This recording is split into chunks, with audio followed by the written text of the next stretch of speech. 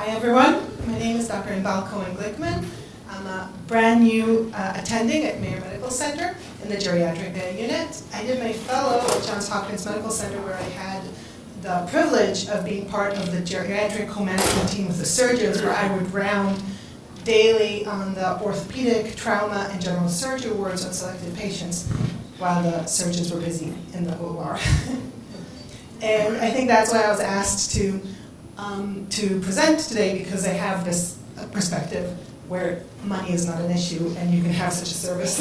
And I'm standing on the shoulders of giants, so this presentation and generally the way we work is based on the American Geriatric Society paper that they wrote together with the American College of Physicians on the best perioperative management strategies for geriatric patients. Of course, in 15 minutes I can't talk about everything, but I'll try to talk a little bit. And I will give you I'll start by telling you about Mr. F, a case that we recently saw. A 94-year-old, frail, widowed person with multiple comorbidities who came to us a few months after having an emergent urethral stent put in because of an obstructing stone that caused severe kidney injury and urinary tract infection.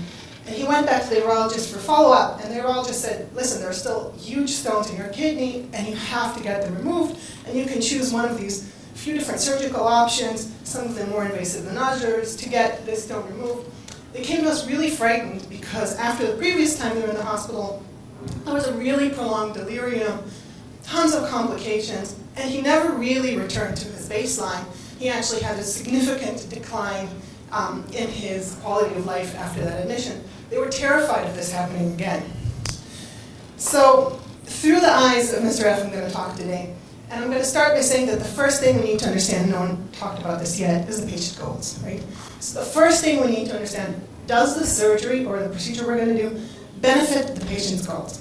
And we all want to live as long and as fit as possible, but at higher ages, the goals can change a little bit. So before his wife died, he was the main caretaker. His goal was to outlive her so he can take care of her.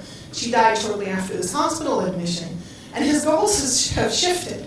Right now, he basically wants to maintain his independence and maintain what he has left of his cognitive function, because he did start to slip into dementia. And what we need to look at in different patients is advanced directives, healthcare proxies. We need to establish that early before they go into surgery.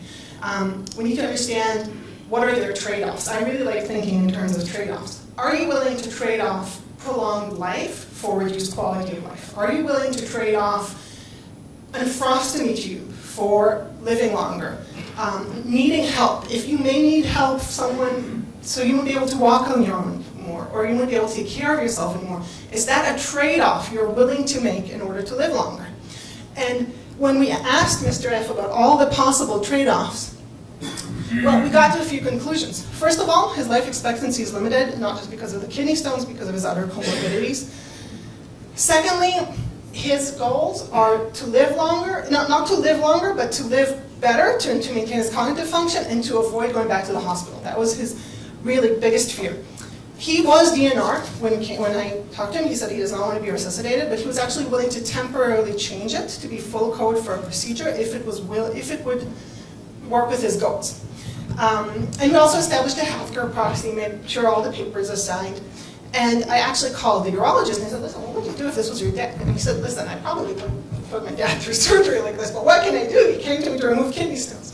So together we came up with a plan where we just replaced the stent, right? So we admitted him for one day, a short overnight stay, we just replaced the stent, didn't touch the stones, which isn't like guidelines, right? But it fit this patient. But what else can we do to prevent complications? So there is a checklist we like to go through, the different things we look at when we have a geriatric patient. We think about delirium, about pain, about fall risk, possible pulmonary complications, nutritional status before and after, infection prevention. Of course, our patients are extremely high risk of infection compared to others, possible functional decline, and pressure ulcers. And when we round on a patient before and after surgery, we kind of like to make sure that we have addressed all these different subjects. And I cannot address all of them today, but I'll talk about the few. I think one of the main reasons we get consults before surgery is when a patient has too many medications, and the surgeon is like, whoa, what do we do with all this? How do we make sure that nothing gets messed up during surgery and during the admission? So medication reconciliation should start well before surgery, should start the pre-op period, if possible, well before surgery. You want to start getting rid of unnecessaries. Whatever can be removed should be removed before. And we should also remember that not to remove things that can cause either withdrawal, and that includes things we don't always think about, like SSRI, gabapentin, or things that can exacerbate chronic conditions, like Parkinson's patients. If we mess with their drugs beforehand, we can get, it can be a real barrier to rehabilitation after surgery. We want to check for potential interactions, of course, also with new medications, with pain management, etc. And we want to plan in advance a good list that they can go home with and understand and follow through. Another reason we get consults, I'll say probably 80% of our consults from our surgical colleagues are related to delirium. And if you want to try to treat delirium, you should actually try to prevent it well beforehand. So delirium is associated with longer hospital stays, worse outcomes, and more complications. So we want to try and detect the patients that are at risk of delirium, and I liked the screening that our colleagues from ICHLOV did. But we want to try to screen the patients with delirium well in advance and come up with a plan beforehand. And have a delirium protocol, like we used to call it a delirium bundle, in place beforehand. The treatments, the best prevention is not medical, the best prevention is from our nursing staff and our other paramedical colleagues. Keep the family bedside. Forget visiting hours, have them there as much as possible. Keep day-night schedule, try not to wake them up at night. Try to avoid sensory deprivation. Make sure they come to the admission with their hearing aids, with their glasses, with their walking stick. Try to create as much of a home environment as possible in the hospital, which is really, really hard to do. And of course, avoid restraints, avoid tethers, avoid anything that keeps them tied up to the bed so that they can try to be as close to home as possible. Think about it. If you have a bit of dementia and you're waking up at night, tied to a bed, with tubes going in and out, any one of us would become very agitated. Also, of course, we have to think about possible causes for delirium. So if someone wakes up after surgery in delirium, make sure we didn't miss some of the basics. Hypoxia, dehydration, uncontrolled pain, all these other things that often when we come to a consult like that, we find that there is a cause that we can reverse and help reduce the delirium. The only reason to talk about medications in delirium is to tell you that they do not shorten the length of delirium, they do not improve outcomes. The only reason to use medication is if someone is so agitated, they're going to pull out their equipment and not take their medicine. There have been many trials of trying antipsychotics or other medications before the delirium happens for prevention. They have all failed.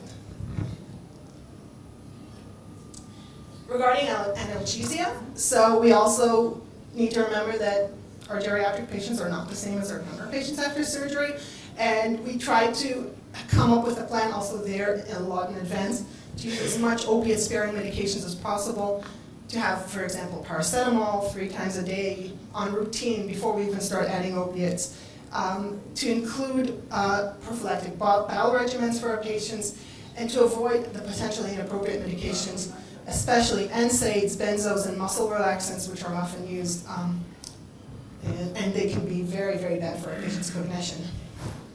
Falls. So regarding falls, we also want to screen in advance who is at risk. Remember that a frail older adult who just had a hip fracture has a mortality of about 40% within a year, which is probably worse than the cancer he's being operated on for.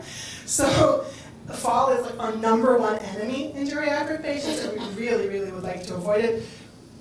The way to avoid it, of course, is to get our physical and occupational therapists involved early, to have our nursing staff empowered, to get them out of bed as much as possible, and as safe as possible, and as early as possible.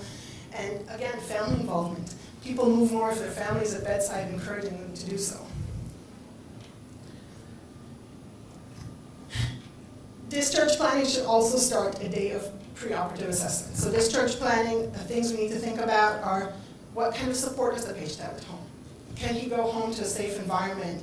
Is the person he's living with at home, or he or she can take care of dressing, of wound care, of all the other complications, can help them get in and out of bed and in and out of the shower. And if they can't, we need to think what equipment or resources we need to provide for them so they do. Maybe it's to send them to a rehabilitation center for a while. Maybe it's to have home health services involved. But the sooner we plan for it, the less the discharge is going to be delayed. We also like to, when possible, coordinate with primary care physicians and have very accurate medication listing at discharge. So what ended up happening to Mr. F?